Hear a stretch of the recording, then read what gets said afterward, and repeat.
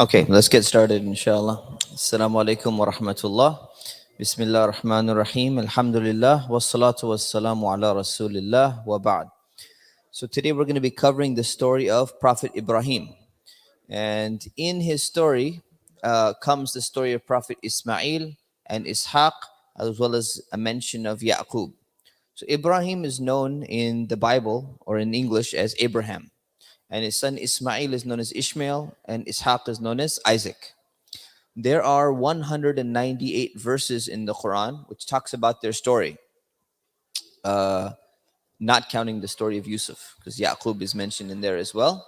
And in the Bible talks about this in the book of Genesis from chapter 11 to chapter 35. So Ibrahim is a very important prophet, both for Jews, Christians, and Muslims. So the background of the story is it really begins in this ancient city of Ur. And Ur is a place in modern day Iraq where people used to worship idols. And there was a man in one of these villages around this big city. His name was Azar. And Azar was one of the people who used to worship these idols. And he had a son named Ibrahim. And Ibrahim, when he grew up, he was still a young man. He understood intrinsically through his natural disposition that idol worshiping didn't make any sense. He said it's strange that people are going to be asking idols for things.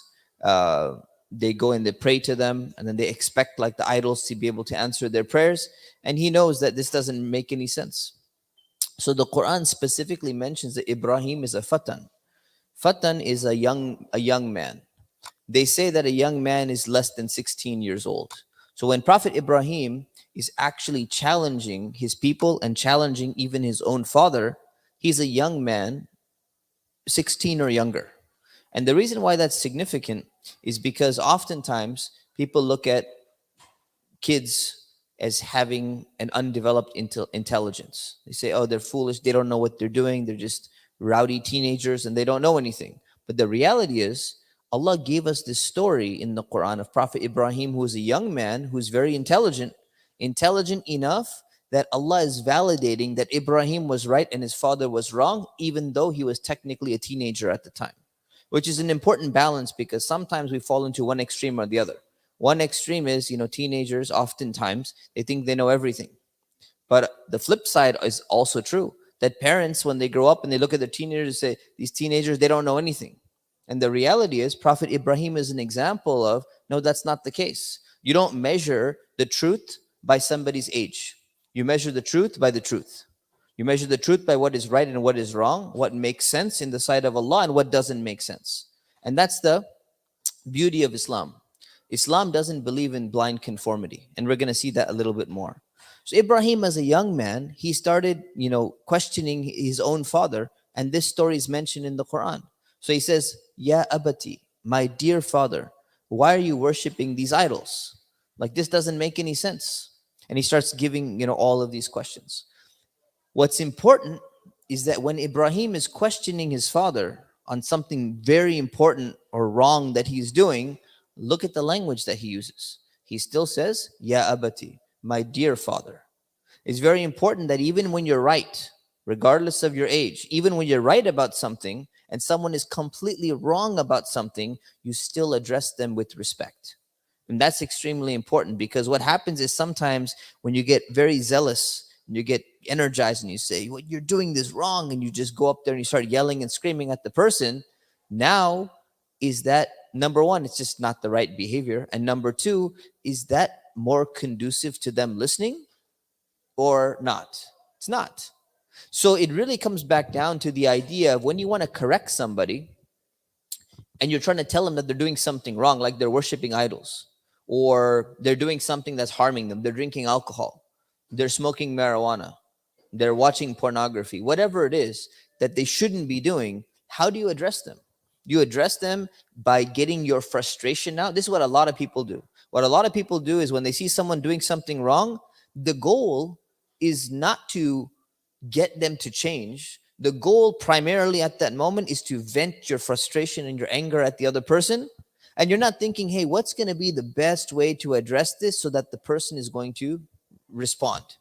And this is the case with a lot of young people as well as a lot of parents. A lot of young people, they see their parents being overly cultural.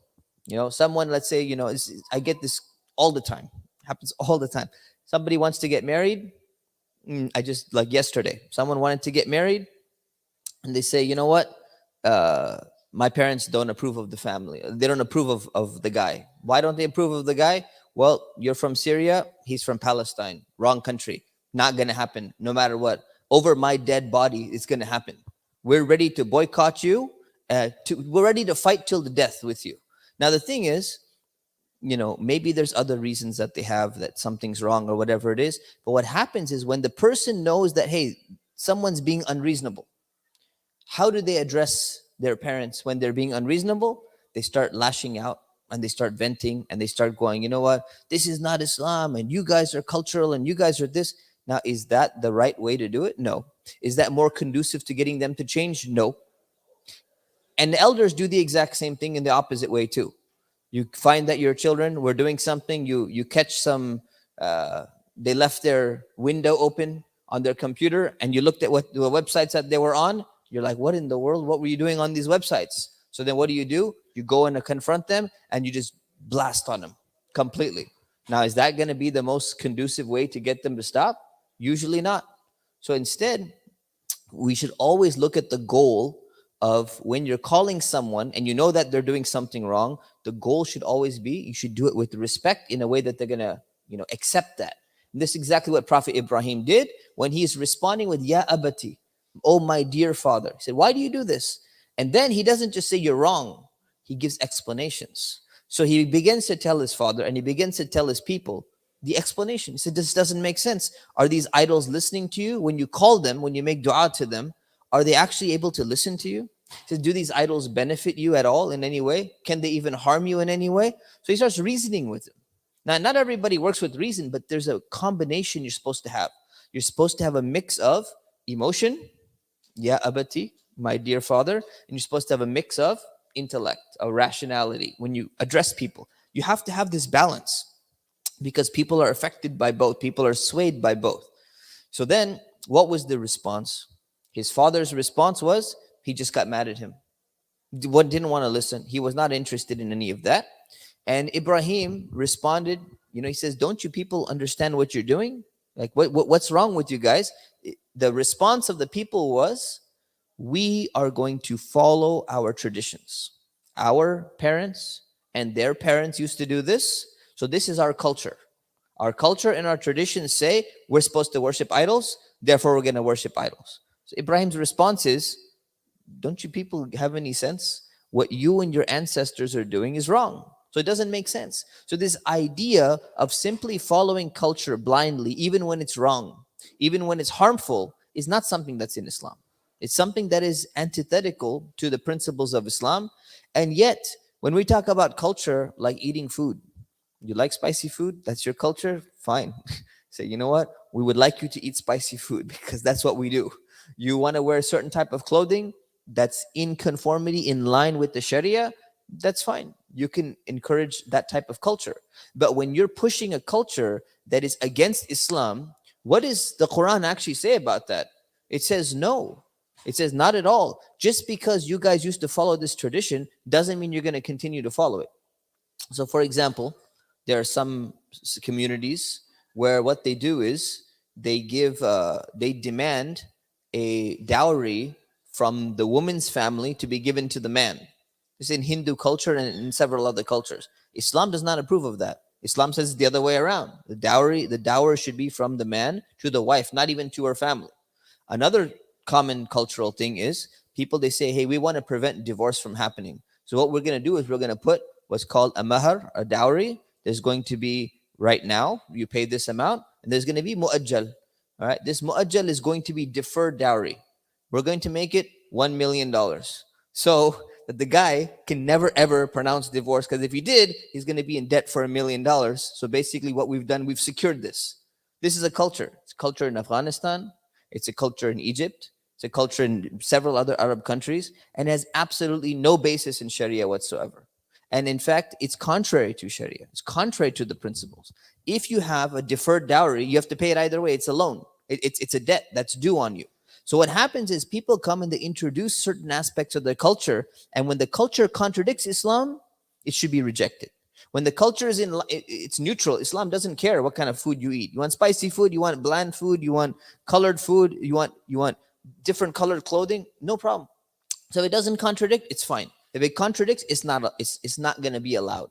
You need to dump your culture and you need to go with Islam. Why? Where's the basis for that? Every single thing in the Quran, Allah subhanahu wa ta'ala is saying, is that when these people say, hey, we follow what our forefathers were doing, we follow what our ancestors were doing, that's culture. And they say, well, that's our argument. That's our excuse for doing what we're doing. And what is the response? You know, like you didn't, even if your parents and your forefathers and your culture and your ancestor, even if they don't know what they're doing, it doesn't make any sense. They didn't understand anything. So this is very important. So Prophet Ibrahim was preaching in response to, their response was, we got to follow our traditions. That's why we worship idols. Ibrahim is, forget your culture. Forget your traditions. You don't need that. If it doesn't make sense and is contrary to what's right, you need to abandon that and leave that. So they kept on trying and they kept on going back and forth, and very little success. So then finally Ibrahim comes up with an idea. And he says, these people are not getting it. So he comes up with an idea and he says, I'm going to make them realize their mistake. So he tried the emotional, very nicely speaking to them. He tried reasoning with them and giving them a rational argument. And he says, okay. He came up with another plan. There's got to be another way to make them understand. So he decided that he's going to go and break the idols that they're worshiping. He's going to destroy those idols, but he has a further plan. It's not just to destroy them, because they'll go and build more idols, right? So the goal is not to just get rid of them and somehow they're going to stop. But he has a plan, and we're going to see what the plan is. He wants to show how helpless these idols are so that maybe they'll realize and something will click in their mind. But how is he going to do that? The problem is, these idols are in people's homes and they're also in a temple. Every society, every civilization that you find in history, they have a temple dedicated to their gods, whether they're worshiping fire, whether they're worshiping the sun, they still make a temple or an altar or something like that. And whether they have idols, they put the idols inside of that temple. So there's a temple in Ur, where the region where Prophet Ibrahim was living. Now, people are constantly throughout the day going and visiting these idols. So how is he possibly going to go in there and break up all these idols and try to show the point that he's doing? Because people will see him. There's constant traffic, foot traffic going in and out of the temple. So he's came up with the plan. The plan was, there's only one day that he knows that they're not going to be there. And that's their festival day. There was a special festival that they used to observe where all of them go out of the city and they're going and partying and enjoying and everything like that. Very few people will be left behind. So what he did was, he said, that's going to be the day I do this. So everyone, the festival day comes and everybody goes out for this festival, and they ask Ibrahim, aren't you coming? And he says, Inni saqim. I'm sick. All right, I can't go. So I'm going to stay behind. You guys go and enjoy yourselves. Don't worry about me. I'm just going to stay here. Now, this is important to understand, because when he said, I'm sick, technically this can constitute as a lie, because he's not actually sick and ill and he's staying in bed. But why did Prophet Ibrahim say this? He said it because what are the consequences going to be if he didn't say this? If he said, you know what, I'm not going, but I have some important tasks to do. What's your task? I'm going to go break all your idols. What's going to happen if they find out that he was the one that broke the idols? What are they going to do to him? They kill him, right? He's dead. So he needs to convey this message, and there's the only way, if he conveys the message, his life is in danger. The only way to protect his life is by lying. This is one exception to the rule. If someone is threatening to kill you and you have to tell a lie for that specific reason, you can do it. But even when you do it, he still uses literally true language. So he says, Inni saqim, I am sick. What does he mean? Meaning, I'm sick and tired of your idol worship. All right, that's what he's actually saying. So that's a misleading statement, but literally it's still true. Why is he, why, now does that mean you should do that all the time? Someone says, oh, you're late for your test. Your teacher's like, hey, why are you late for your test? Oh, there was traffic. And how much traffic was? There was like one extra car on the road. You're lying, right? Is there a good reason that you're lying? No, you're not allowed to do that at all. But now your life is in danger, right? Someone comes and puts a gun on your head and says, such and such thing, right? Are you a Muslim? And you say, oh, they're going to kill me if I tell them I'm Muslim. You're allowed to say, no, I'm not. Are you lying? Yes. But you can, now if you wanted to literally say true speech, you could be like, no, I just, I'm a submitter or something like that. You get yourself out of it somehow.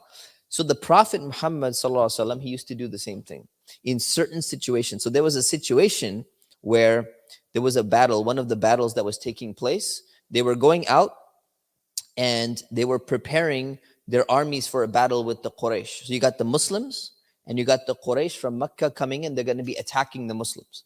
So the Messenger of Allah, this is the Prophet Muhammad now, he is trying to find out how many soldiers are going to come and attack the Muslims. It's not an easy thing to find out. So you have to go and send out some soldiers. You have to go out yourself and start finding people and say, hey, is there any caravan that's been moving along or something that could give us some intelligence about what's going on? So the Prophet, peace be upon him, met somebody in the desert. And when he met this man, he asked him, he said, hey, have you seen the tribe of Quraysh? He says, yeah. He said, how many soldiers did they have? He said, who are you? He said, don't worry who I am. Just, can you tell me? He said, I'm not going to tell you unless you tell me who you are, because he doesn't know. He doesn't know he's the Prophet. He doesn't know he's a Muslim. And this guy's trying to be like neutral. Maybe he's with the Quraysh. So he says, I don't know who you are. So the Prophet said, okay, I'll make a deal with you. You tell me how many soldiers Quraysh are coming and I'll tell you who we are. He said, okay, fine, deal. He says, there's like 1,000 soldiers coming. He says, oh, thank you for the information. The Prophet starts leaving. He's walking away. The guy said, hey, you promised me you're going to tell me where you're from. Who are you people? So he said, nahnu min ma. We're from ma. We're from water. So what happened was, this is war, right? If he tells them that, hey, I'm the Prophet of Allah, the guy's going to go tell the Quraysh, they're going to launch a surprise attack, the Muslims are going to die. So in this situation is one exceptional situation that what is he doing? He's allowed to deceive this person because it's war. But at the same time, even when he's doing that, he's using literally true speech. So the guy said, wait, Ma? Is that a city called Ma? Like, is there a city called Ma? He goes, no, wait. Do you mean like Ma wara an-Nahr, like beyond Iraq? It's a region that's past the river. So he's like, you mean from the people of Iraq? The Prophet just walked away. He's done. What he meant was, we're from water, meaning all living things are made from water, and that's mentioned in the Quran. So he gave him that and he just left because he needed that information. So this is why Prophet Ibrahim is making this excuse and saying, you know what? I'm sick. Right? Meaning I'm sick of you people praying to idols. You guys need to stop that. So finally, the people, they go out on their festival day. And when they're gone, he goes into the temple of the idols. And he looks at the idols and he starts mocking them. He starts making, because he's like talking them. He's upset. He's tired of these idols that people keep worshiping. So he's like, hey, can you hear me? Why don't you guys respond? Why don't you say something? Right? Look at this food. You got food here. You got this people, because people, when it comes to idol worship, oftentimes they put food in front of the idol. And they say the idol is spiritually eating the food. Then they take the food and either they throw it away or they go and they distribute it to their friends or something like that. By the way, for Muslims, that food, even if it's vegetables or something like that, sweets or apples or fruits or something like that, we're not supposed to be eating that food, even though it's not meat. So technically we normally halal food, but since it was dedicated to the idols, we should not be eating that specific food. So anyways, so Prophet Ibrahim, he's like, starts making fun of the idols. What's wrong with you people? You guys don't eat this food? What's happening? So finally, Ibrahim, he brought a weapon with him. either a hammer or an axe or something like that. And then he went and he starts smashing the idols one by one. He starts breaking the idols inside the temple, but he leaves the largest idol that's inside. And he takes the axe and he puts it next to the largest idol and he leaves and he's gone. So now, later on, when the festival's over, the people come back.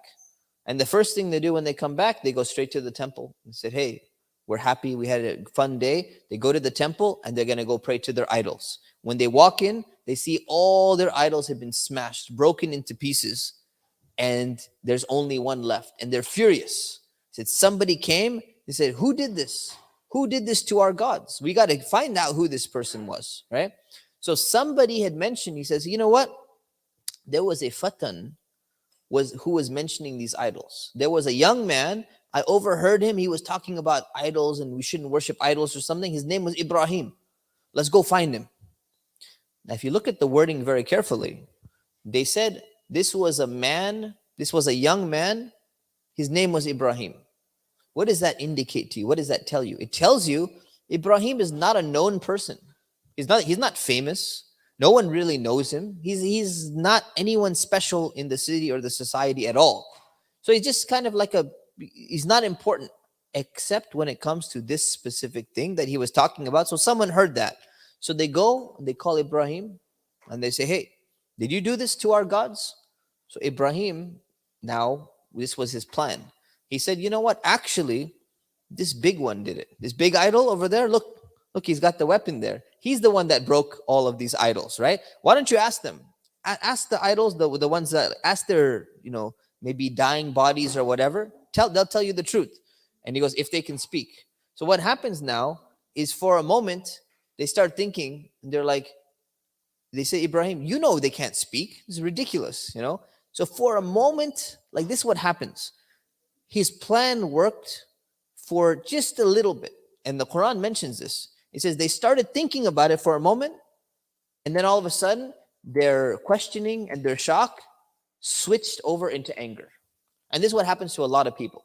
A lot of people, when you alert them that they're doing something wrong, they get caught. All of a sudden, they're like, oh no, I was doing something wrong. But they don't want to accept it. They don't want to internalize that. So then what happens? They start to shift it into anger and they start blaming the person who told them to do that, right? Imagine someone stealing, right? Someone stealing from a donation box or something like that.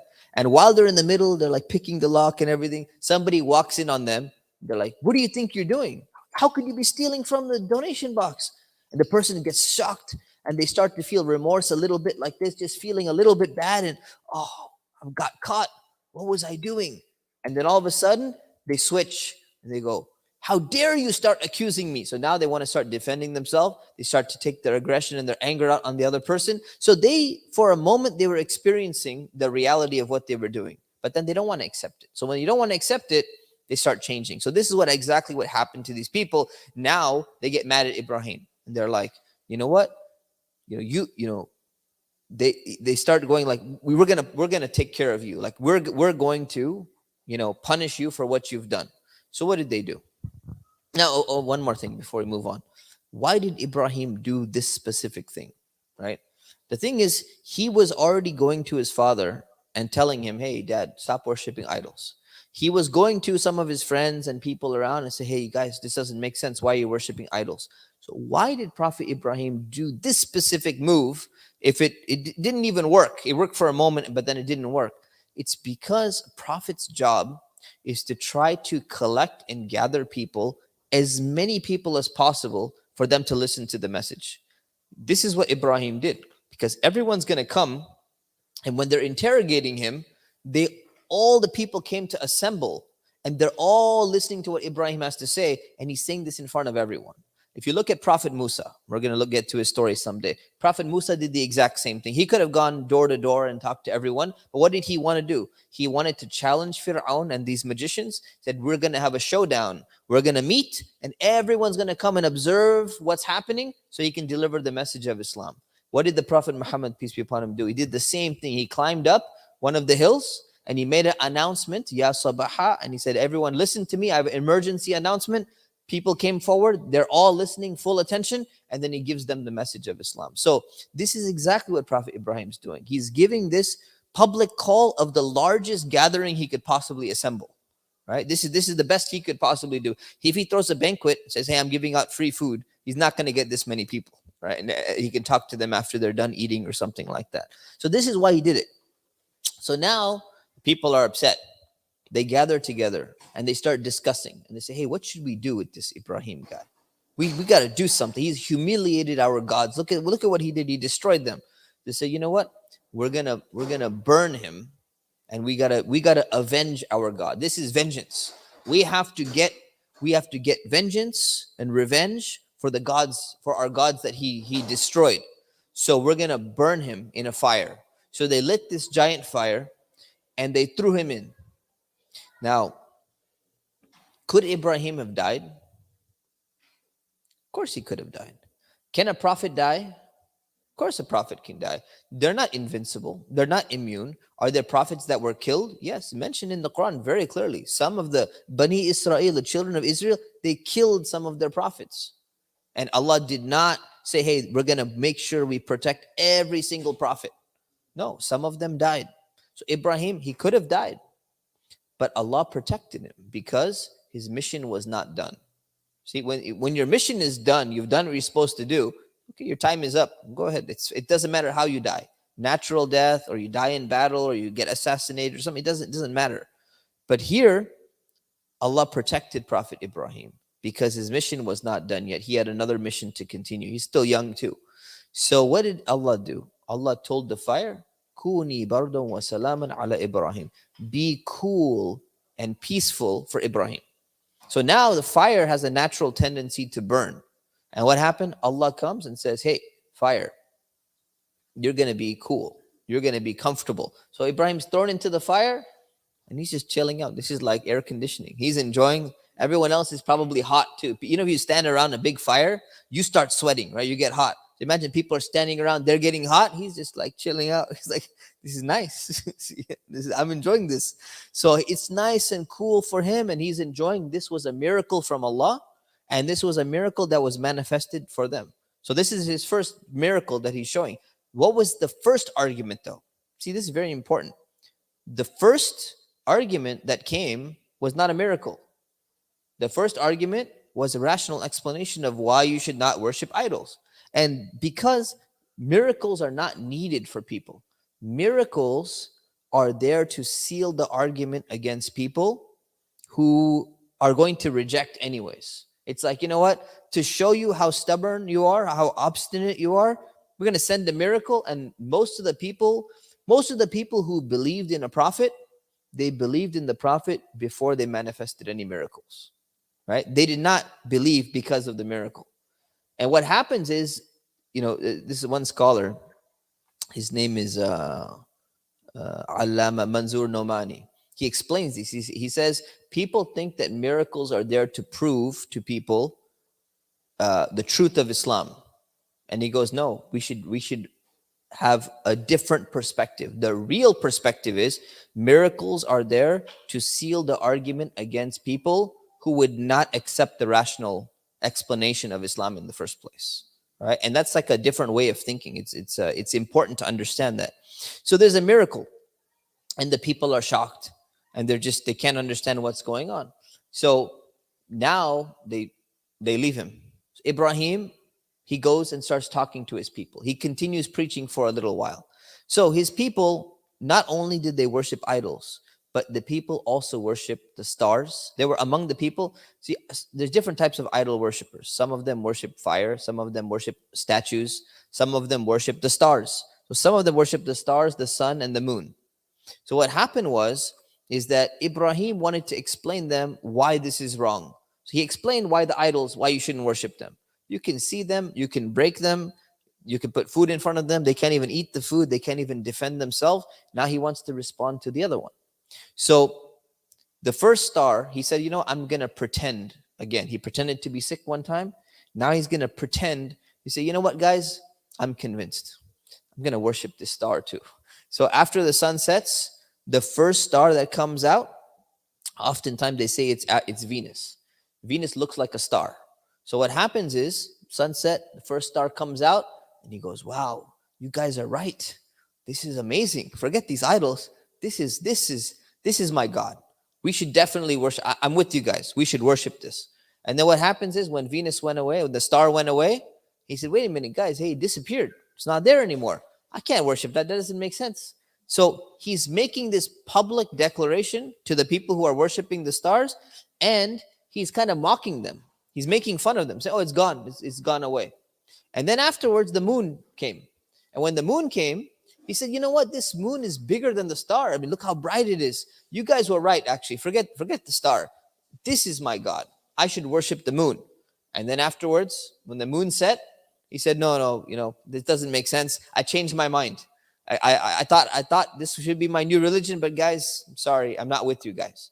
Then he did the same thing with the sun. So when the sun came out, he says, "Guys, you know what? You're right. Sun worship is the right way to go."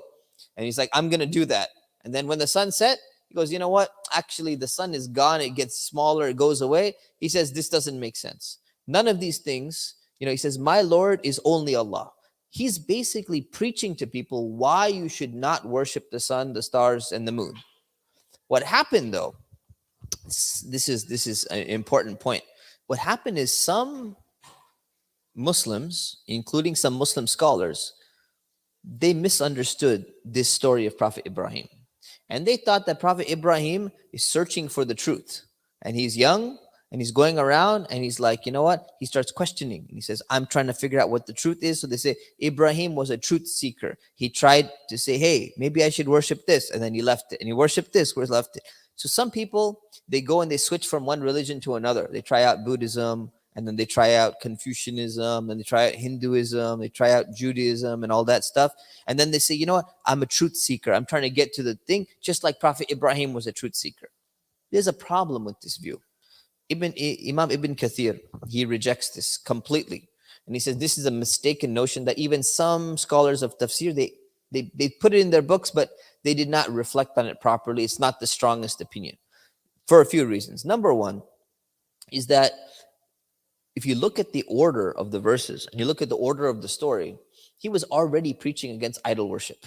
He was already saying that Allah is one. This happened prior to this incident that happened. How could it be that all of a sudden he starts searching for the truth after everything that happened to him, and he was thrown in the fire and the miracle happened, and he's broke the idols, and all of a sudden he's considering different cults of star worship or something like that. So this is a weak opinion.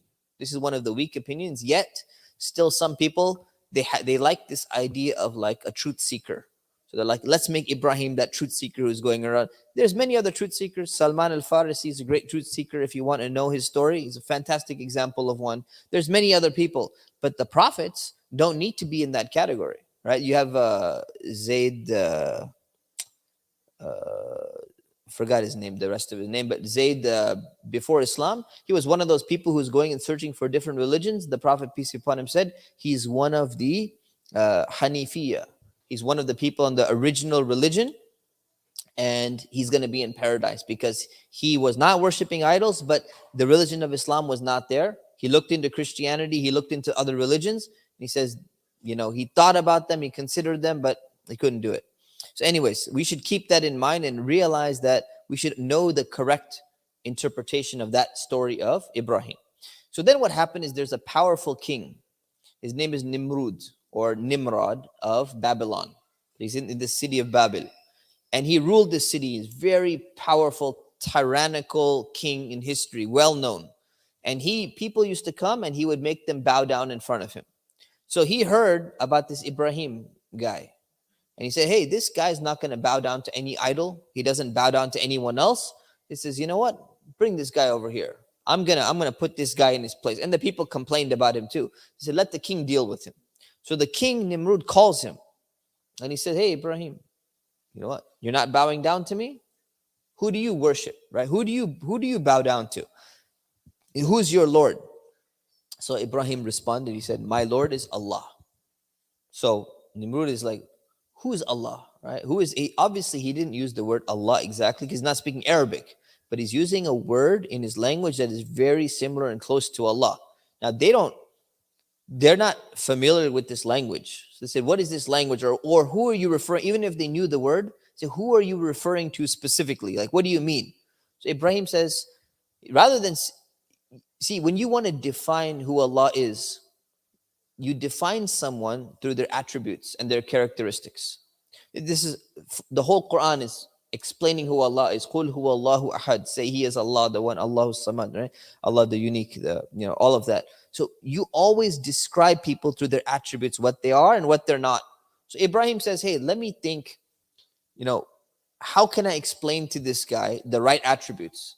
Ibrahim could have picked any attribute, right? He could have said, Allah is the compassionate and the merciful, right? But what would be the point of that? He wants to convince this guy why you should only worship Allah. So you have to say, okay, look at all the attributes that we have about Allah. What is the one that we should focus on specifically to make the king understand what needs to be done? So he says, Allah is the one who gives life and causes death. Yuhyi wa yumit. He gives life and he causes death. So he gives these attributes here. So the king says, oh yeah, I give life and I give life and I give death too. So the king has a bunch of people in his dungeon, rotting away, being tortured and everything. So he goes, hey, guards, watch, I'm going to show. And it's not only Ibrahim. All the people are watching him, his guards and his palace that are watching. So he says, call two prisoners. So he brings two prisoners from the jail. And one of them, he goes, you know what? You're free. And the other one, they killed this guy. Like, off with his head. They killed him on the spot. Right? This is the story from history. It's not mentioned in the Quran, but this is explanation from history. He killed the other person. So he goes, see, look everyone, I give life. I gave this guy life. I could have killed him. I got him released from prison. I let him go. I gave him life. And I caused death. I killed this other guy too. Right? So I can do the same thing. So what is this Allah you're talking about? You're telling everyone we should worship Allah, because He knows that the message of Islam, the moment anybody hears it, it's naturally appealing. Ibrahim was spreading this message. The king is also afraid that, hey, when people start hearing this, even his servants, even his workers in the palace and all that stuff, they're going to start to get impacted by this message. So he needs to put this to a stop, right? This needs to this needs to be removed from people's minds. So he's like, see, look what I did. I gave life and I caused death as well. So Ibrahim wants to make him understand that this is foolish. This is ridiculous, right? This is not what Ibrahim was talking about. So what he could have done, what most of us would have done, is they would say, that's not what I mean, right? I mean that Allah is the one who caused everything to come into life from nothing. You're not able to bring to life, you can't take something that's lifeless and then bring it to life, and you can't actually cause death, of anyone unless Allah wills it, and give all this long, detailed explanation. But Ibrahim knew that the king is being silly, right? He's being foolish. And he could have said, that's not what I mean, and he gives this long explanation. But what does he do? Ibrahim is more clever than that. So he leaves that argument. Instead of arguing his point and going again and again, he just completely changes it and say, you know what? Allah is the one that causes the sun to rise from the east. So make it rise from the west. The king can't come up with a response. He's got nothing. So he's dumbfounded. He has nothing to say. He's embarrassed, doesn't have an answer. Now, this is an important lesson in debate or in discussion, is that sometimes people, when they make an argument or they present something, the person's like, they're not understanding it. Like we were talking about culture. You say, hey, this culture is not this and not in line with Islam or something like that. And they keep on pushing the point. No, but it's a good thing, and it's a this and it's a that. Instead of continuously arguing the same point again and again, switch to a different point. Because if the person is simply not going to get it, and they're being stubborn, or they're just putting on a show or whatever it is, usually the truth has more than one explanation, more than one way of explaining to people, right? Just like 2 weeks ago, we were with the youth from the masjid. We were having dinner somewhere, and two missionaries, Christian missionaries, came. They picked the wrong group to come to, So they came and they said, hey, we want to explain to you, why Jesus is God. And this is a church from Brea. And they started debating, right? And so we went from one point. First, we were talking about the authenticity of scripture in the Bible. They said, oh, but, it's authentic and it's this. So I explained, oh, well, the verses in the Bible have been removed in the Revised Standard Version. You use the New International Version, etc., etc. And then it's not working. It's not resonating with the person. So what do? You sit there and be like, no, no, your verses have changed. There's no point. So we just switch the topic. You say, okay, let's talk about, did Jesus say anywhere in the Bible that he's God or that you should worship him? Is there any single verse anywhere that's mentioned in the Bible that you guys read and believe in? So then he's thinking about it and he's trying to explain some verses and this and that. And then he still wasn't getting it. So then he said, okay, let's move on to another point. He switched to another point. What happened was there was some people in the gathering, they wanted to keep on pushing the same point again and again, even though the person, they're just not getting it. They just simply are not getting the point. This is exactly what Prophet Ibrahim was dealing with, and we learn a lesson from that. If the person is not getting your point, even though it's a strong point, even though it's a point that's supposed to resonate with them, if they don't get it, you leave that and you move to something different that might resonate with them. This is what you're supposed to do. So you change the angle in which you're engaging in that discussion. What time we should stop? What time is Isha? I mean, oh yeah, we prayed Isha. That's right. 9:50. Okay. 9:15 until 9:15. Okay. Okay. Inshallah. We'll do 9 and then questions. Inshallah. Okay. So Ibrahim, afterwards, the king had no response. Ibrahim leaves. Now, while Ibrahim is going through all of this, remember, he just experienced a miracle. He, in the fire, he's been calling his people. He's been threatened, all of these things. Now, Ibrahim goes and asks Allah to show how something that's dead can come back to life. Now, remember, Ibrahim just made the argument in front of the king. Allah is the one that gives life and causes death. Doesn't mean he has any doubts or something, but now that he's thinking about that, he's saying, you know what? It would be so interesting to see exactly how Allah is going to do something like this. So he goes and he asks Allah, he says, oh Allah, I want you, because he's a prophet, he's in communication with Allah.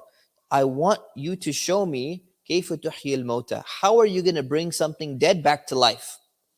So then Allah responds, أَوَلَمْ تُؤْمِنْ? He says, don't you believe? Like, aren't you a believer? You're a prophet. Are you doubting what I'm saying?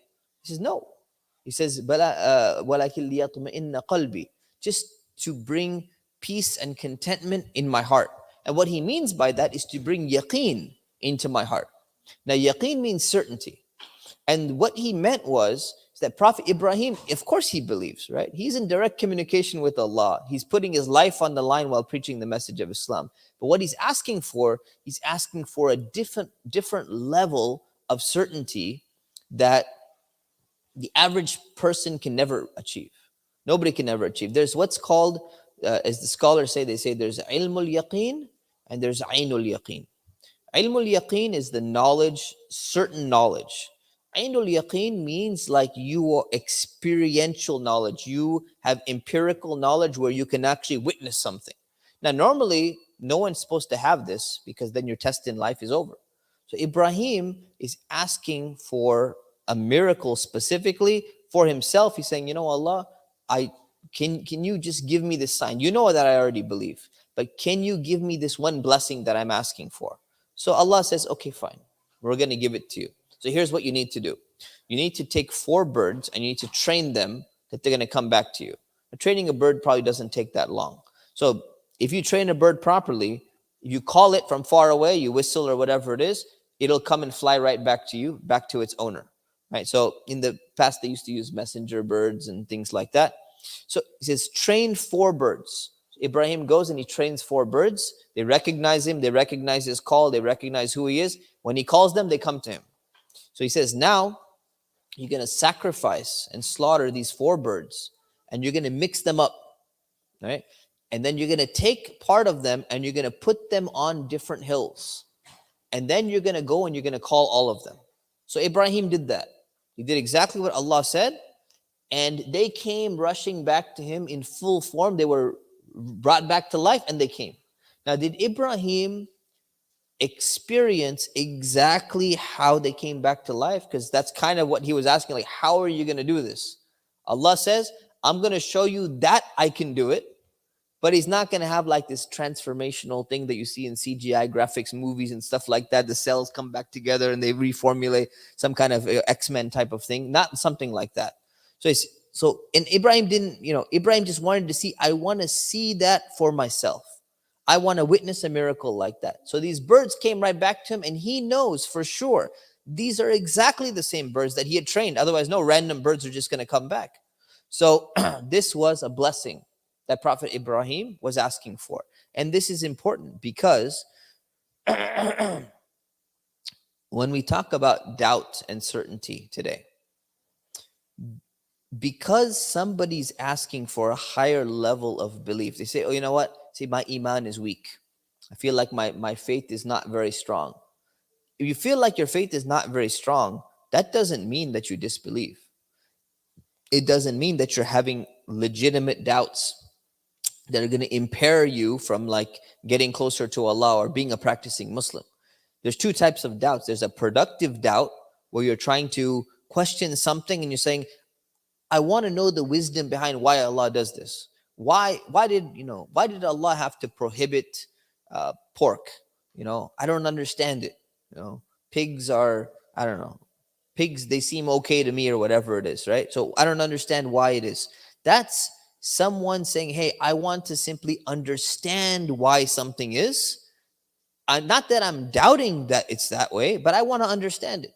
This is exactly like Prophet Ibrahim. A Prophet Ibrahim is asking the same thing. So, oh Allah, I'm not doubting at all that you can do this, but I just want to understand how you can do it. How is it going to be like?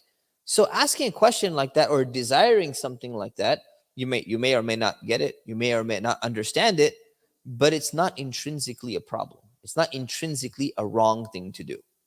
So after that was done, Ibrahim decided, you know what? He's going to give it one last chance, one last shot at calling his father. So he goes and he calls his father one more time. He says, Dad, please don't pray to these idols. You should only pray to Allah. He loved his father very much. He wanted his father to be guided on the right way. So what does his father do? He threatens him. His father threatens him. He says, you know what? Don't make me hit you, right? And then the second one, just don't talk to me. You're not my son anymore. Boycotts him. This is exactly what many parents do when they don't agree with their kids on something. They'll threaten them with, I'm going to hit you. Number two, you're not my child anymore. If you do whatever you want, if you do this one thing that I don't like, I'm going to boycott you, abandon you. You're not my son. You're not my daughter anymore. This is typical what people do. And it's hard. It's hard. It's a threat. Ibrahim was patient with his father. What did he say? What do most kids do if they know that they're right about something? They'd be like, well, forget you then. Run away from home. Leave the house. What does Ibrahim do? Ibrahim says, peace be with you. He says, salam. Right? He says, salam. And he says, I'm going to leave and I'm just going to ask Allah for help. So he leaves because he has a mission. He has something to do. Ibrahim's not leaving for himself. He's not leaving out of a grudge. But at the same time, when he leaves, how does he do it? He does it in the most beautiful of ways. And he tells his father, I'm going to pray for you. I'm going to ask Allah to have mercy on you. All right, so Ibrahim leaves. Now it's important to understand, why did Ibrahim leave? Ibrahim left because people are not responding to his call. Right? He needed to separate himself from this society and go and call other people. And sometimes what happens is, as Muslims, we need to, when we're trying to spread the truth and we're getting rejected, sometimes we need to separate ourselves from society psychologically, even though we're going to live in that society. So this concept of making hijrah or migration, leaving a place because people are not responding, there's actually even a psychological hijrah. There's a psychological migration that happens, and you may live in a society, but you need to establish a separate identity for yourself. And this is exactly what Muslims need.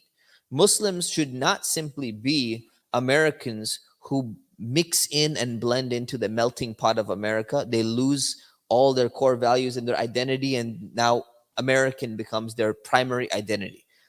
Islam or Muslim should always be the primary identity. And part of that is psychologically disconnecting yourself and saying, hey, there is something different about me. And this is the problem with Muslim activists and Muslim leadership today, is that they're so concerned with what's called respectability politics. They're so concerned with trying to be accepted by mainstream American society that they're like, we're just like you. And they want to, any famous Muslim celebrity or something goes on, and they try to say, look, we're just like you. Look, we eat burgers and we eat pizza, and we're, this, and Islam means peace, and all these random things, which usually don't do anything to convince people who hate Islam anyways. They're not going to be convinced by any of these arguments. And what happens is, in the process of doing this, in the process of trying to have trying to have this good Muslim, bad Muslim dichotomy, you do two things that are very problematic. Number one, you break your Muslim identity and you start to assimilate.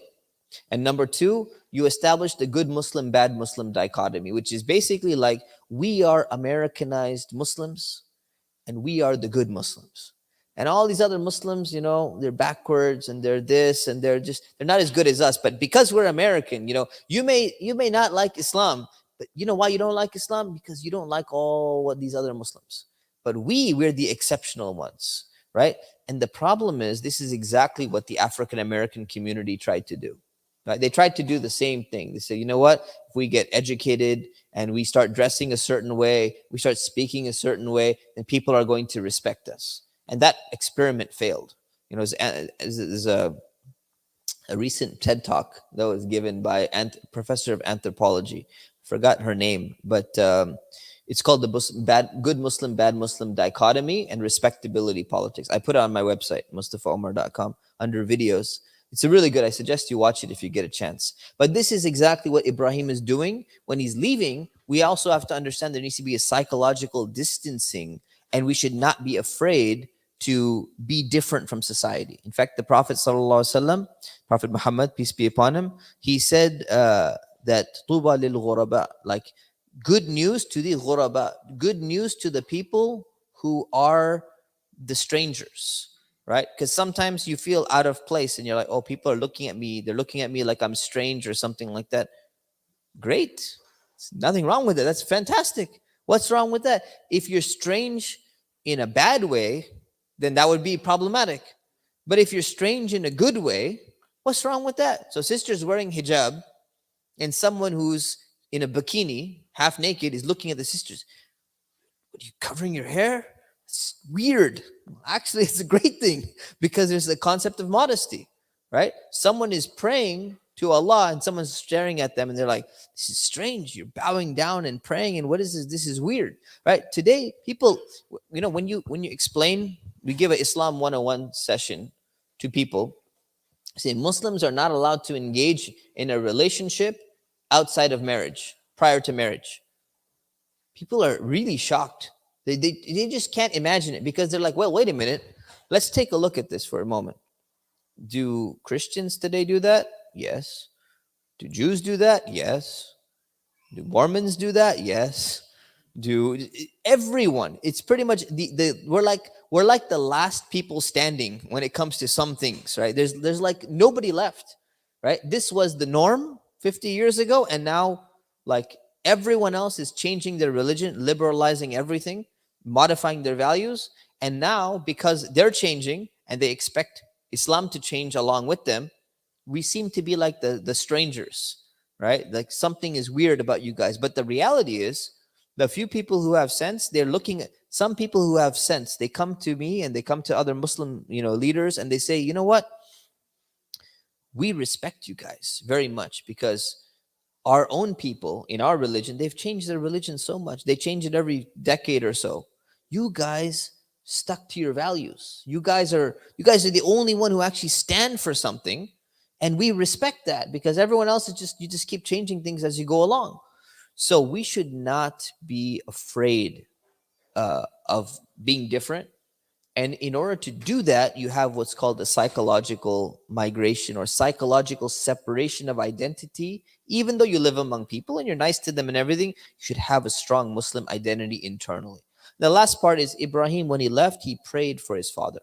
And he asked Allah, he said, "Oh Allah, forgive my father. He's one of the people who's gone astray." And he doesn't want, he says it's like a disgrace on the day of judgment if my father is going to be, you know, punished. This is going to be bad for me. So what did Allah respond? Allah's response was, Ibrahim, stop this. Once he dies, you're not allowed to pray for someone who has died as an idol worshiper. So Allah explains this in the Quran. He says the only reason why Ibrahim did this, he stopped, but the reason why he did it was because he made a promise to his father and he was trying to fulfill the promise. And when it was clear that he was an enemy of Allah, Ibrahim withdrew himself and stopped. And then Allah says Ibrahim was one of those people who was soft-hearted. Sometimes prophets, they need to be tough. Some prophets, they need to be just soft in general. So Ibrahim was tough. He broke the idols.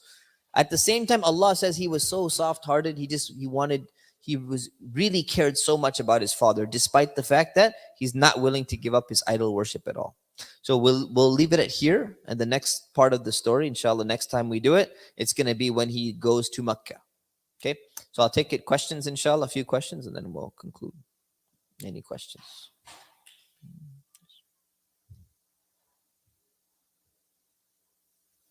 Yes.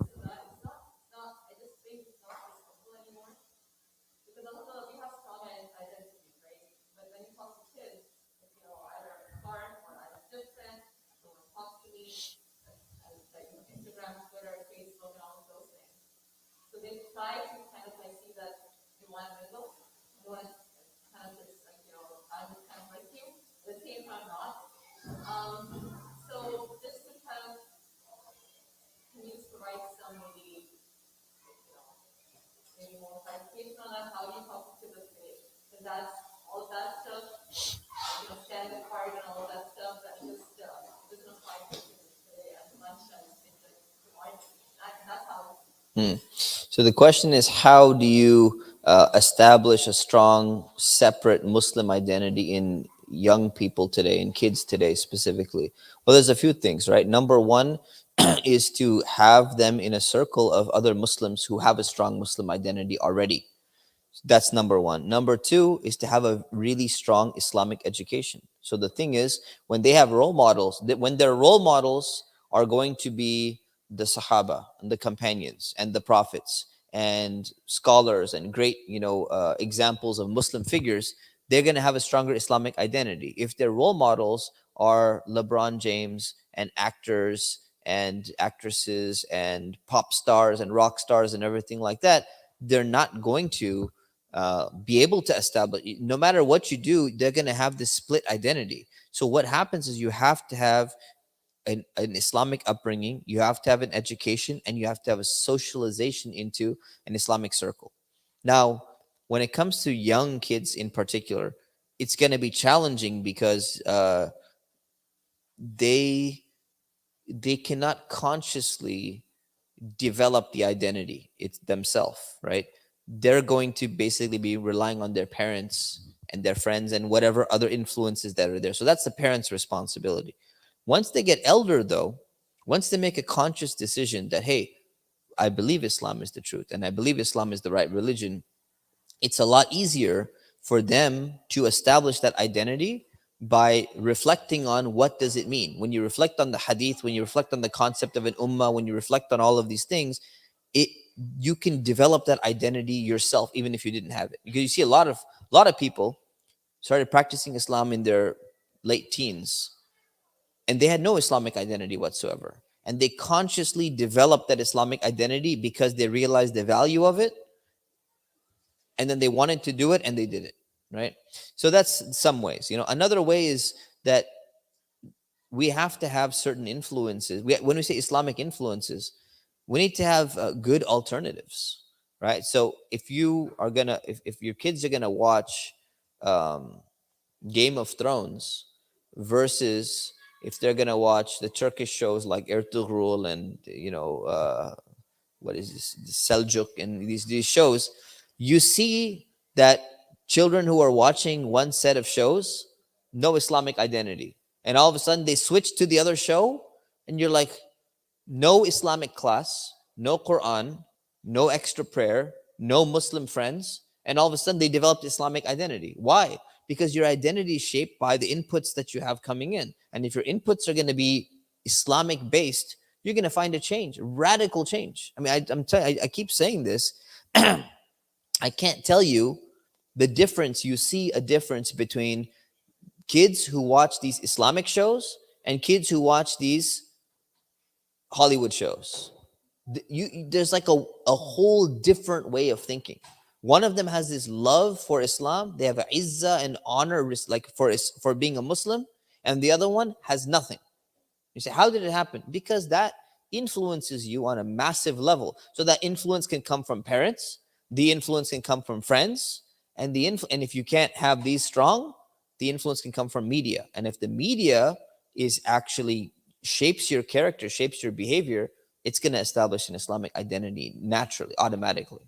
Right? It's almost like miraculous if you see the change in the people who do this and the people who do this, and they switch over.